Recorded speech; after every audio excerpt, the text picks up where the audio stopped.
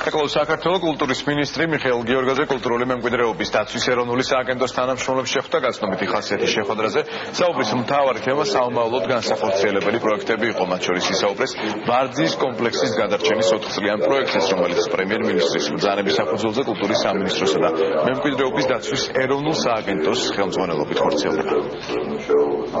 გამორომ ვარძის კომპლექსი არის ამდენად მნიშვნელოვანი ჩვენთვის და ძალიან რთული პრობლემები არის. პირველ რიგში ქვათაცვენის პრობლემებია, რომელიც სასწრაფოდ შესაჩერებელია და ეს პირველადი სამუშაოები დასაწყებია. ვარძის კომპლექსზე ჩვენ თქვით და მთავრობამ გამოგვიყო ზუსტად იმ მოტივით, რომ ჩვენ გვაქვს უკვე პროექტი დაგეგმილი, ანუ წელს ერთ კვირაში დაიწყება ხელშეკრულების გაფორმება იმ კონკრეტულ იურიდიულ თუ ფიზიკურ პირებთან, ვინც განახორციელებენ იმ გადაუდებელ კვლევით სამუშაოებს, ფიზიკურ სამუშაოებს, ინფრასტრუქტურულ სამუშაოებს და ასე შემდეგ.